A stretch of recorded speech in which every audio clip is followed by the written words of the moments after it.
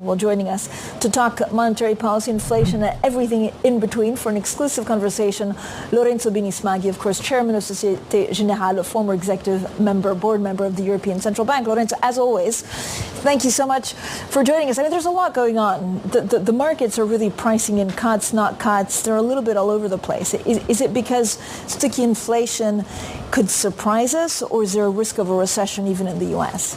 Well, there are many concerns. I think the U.S. economy is stronger than expected, but it is supported by a fiscal policy which is much more expansionary than Europe. And the question is, will the ECB dare cutting rates while the Fed doesn't? I think for next week it should be a done deal. I don't think the ECB will surprise the markets. The question is more, what about July, September? I think the ECB will want to wait and see. They won't commit. September is likely, but it will depend a little bit on the data incoming. I think the ECB wants to be sure that it will not be surprised like the Fed maybe was earlier on to promise something they cannot really deliver. So is the main concern actually that the market understands that once they cut, I guess there's going to be a gradual cuts? Or is it that it's the first time that the ECB and any other central bank is not really cutting in a recession? Exactly, but if you look at inflation, and monetary policy is restrictive. I mean, at the levels where they are, you see this in the bank lending data, in all the underlying data. We haven't had a very strong recession. There is a recession in Germany, and you see that in the wage behavior also. So. Inflation is coming down, it's projected to come down. It will be surprising if the ECB didn't cut rates. The question is the pace, how quickly they will cut rates.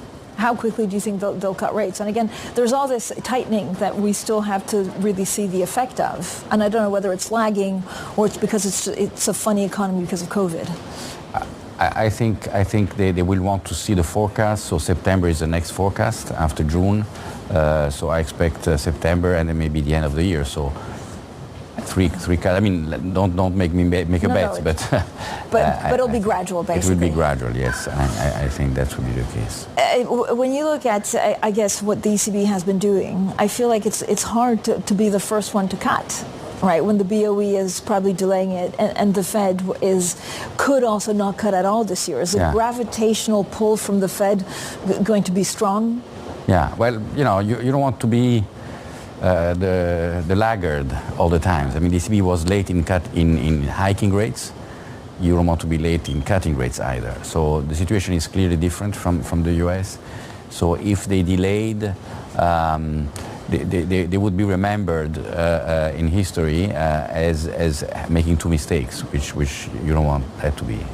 You sit in an enviable position of understanding banks and understanding some of these market forces that could potentially also change the supply chains and kind of how we do trade. Where do you see the global economy headed? Are we deglobalizing? Do you see concerns of everything being redrawn a little bit? Well, there are some short-term developments. Clearly, what's happening in the Strait, in the Red Sea, what's happening in other parts of the world, but at this stage, I don't see a huge change in the globalization. I think clearly China is a very special case, but you see other emerging markets popping up, strengthening Mexico and elsewhere. So globalization, I think, is here to stay, to be frank, and that's good for everybody. Of course, you have to be able to manage it, and to manage it and to manage risks, the risks that are implied with this. So I am relatively optimistic over the medium term. Growth is coming back in Europe. It's going to be gradual. There are huge challenges ahead. But if we look at the last 2-3 years, especially after the start of the war, nobody expected Europe to be where we are today, I think. And do you see that in your clients? Are they saving more? Does it feel okay as an economy? I think European corporates are doing relatively well. I think they're improving. They see that there are opportunities globally. Of course, there are huge issues in Europe in terms of, are we able to compete with the US, with the rest of the world? What about, continuing the single markets? Maybe we'll discuss this later. These are the key challenges, but the opportunities for companies are there. So what do you see as your main challenge? We've been waiting. I feel like we've been waiting for capital markets union for all of my lifetime. Yes. Are we any closer to actually getting something concrete that means that your bank and other European banks can maybe a little bit be stronger compared to the US? I think this is the big political issue in Europe. We need to integrate more, but we have to realize that there are forces, political forces within our own countries that are against. And we have to face that, and politicians, the heads of governments have to face that. There are resistances, like in the past. There were resistances to monetary union, to banking union, now to the capital market union. And the politicians have to be strong enough to push back. Also because some of these resistances come from people that are close to them, the regulators, the national supervisors, some of the market infrastructure who have maybe a monopolistic position in their own country and are afraid of competition. But unless we create a real market in Europe, then what we observe is that companies are moving the other side of the Atlantic, and the attractiveness of Wall Street compared to Europe is so strong that heads of states have to realize that. I mean, this is in the news, discussions of companies that want to release somewhere else or that are under pressure.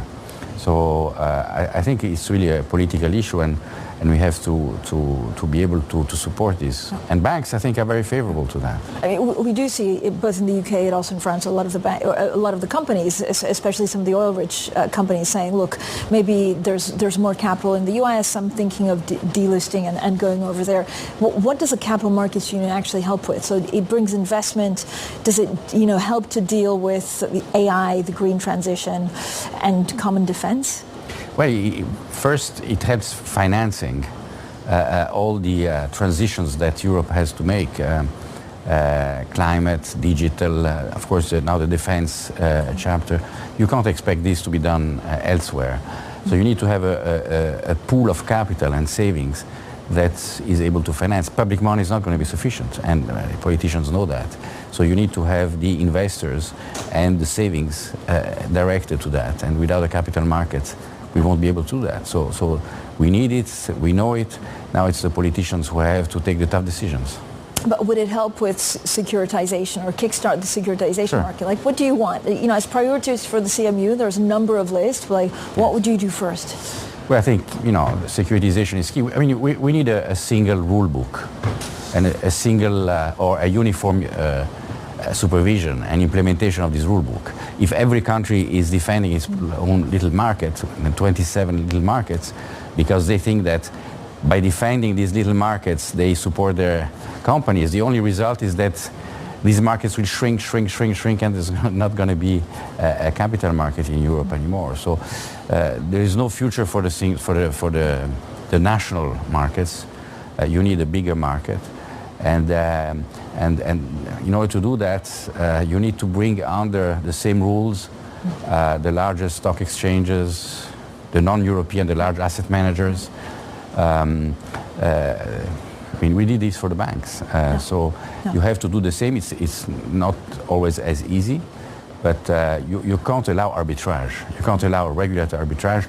And I have to say, you cannot allow that non-European large institutions can pick and choose the best regulator they want in the union just by arbitraging. This is not possible. But so do you think that basically we need big common supervision of exchanges, like Börse, Deutsche Börse and Euronext, even before investment bank? I think that's. If I had to suggest something to Macron and Scholz, is to commit to bring the two key stock markets in Europe under the same rule. Then supervision doesn't need to be a single one, but it's a joint, like we have in the banking system, joint supervision, but the same, so no arbitrage. I think that would be a big push to avoid this incentive to protect your little backyard.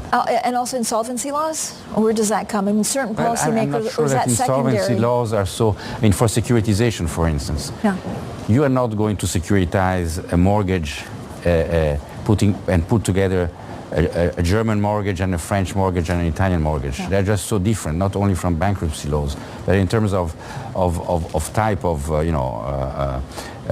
instrument. What you want to do is to securitize the German mortgages and sell them everywhere. And for that, you don't need a uniform bankruptcy laws. We have to be careful not to put too many things on the agenda, because then it will make the union impossible, because there's so many things to do, and people are afraid of changing too many things. We need to go to the key priorities.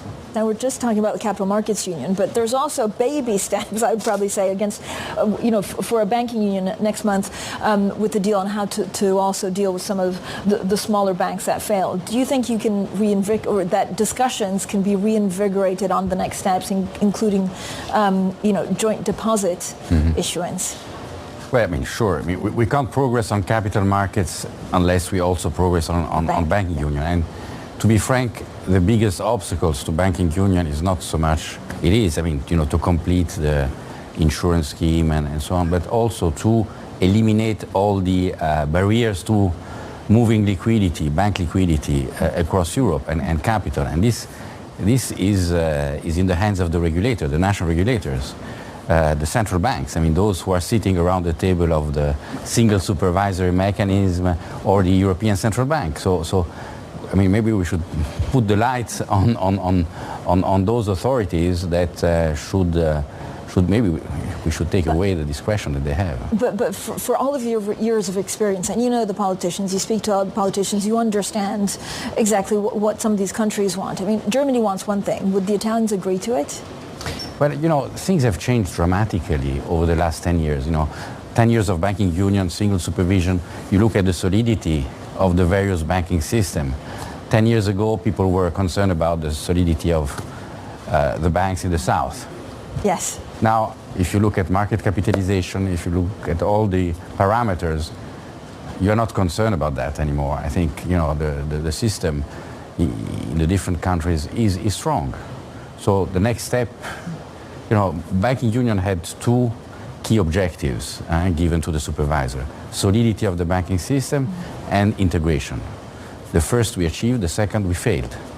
I think the supervisor has to ask, why is this happening? And I cannot say it's just the fault of the banks. There are clearly some barriers for that to happen.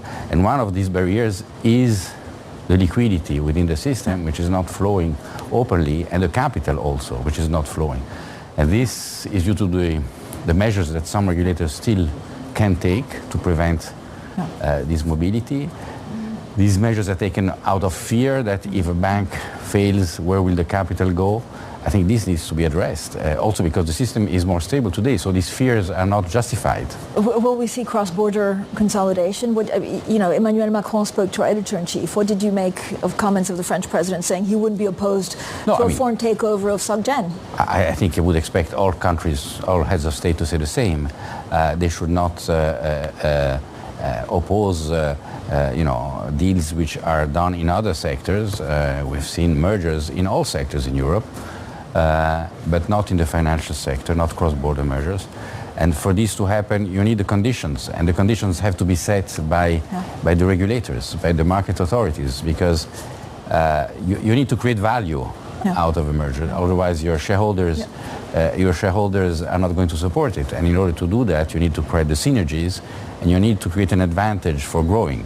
And today, what's the advantage to grow in a market which is fragmented? But do you need to get bigger to actually counter also Wall Street banks? Yes. Would it make it easier? And so what's the future of SocGen? Are you thinking I need to protect it to make it stay independent? I want to be an acquirer? How do you think about all these big questions? I think all banks have the same, all banks that have a systemic position in the markets and are active, in particular in the markets, in investment banking, they want to compete with the U.S. institutions, so they need to grow, they need to be solid, they need to access a strong market. So we need to create these conditions so that really the large European institutions can compete. And this should not be seen as a source of fear for the smaller institutions in Europe. There is, like in the US, a role for larger banks, a role for medium and smaller banks. But you need to give the opportunity for the larger banks to grow. and to grow in Europe and outside Europe. I could talk to you for 3 hours, but just a final question. If Donald Trump comes into the White House, is there going to be an unfair disadvantage with the U.S. banks? Is he going to deregulate, and where does that leave European banks? Well, that's a big issue today. Even before Donald Trump is elected, it's not clear what will happen to Basel IV. In Europe, there's no rethinking. Actually, there is the implementation, but other things are coming on top of Basel III. The whole climate agenda, the whole revision of models. So the impression is that the game is not over. There is no end game in Europe, while in the US the end game is more or less decided, and it could be even shorter than than what we expect. So there is an unfair competition between the US and Europe, and the politicians in Europe and the regulator cannot have a blind eye on this. Otherwise, we are at a competitive disadvantage. Lorenzo Bini Smaghi, thank you so much as always for coming on today. He's of course the chairman of Societe Generale.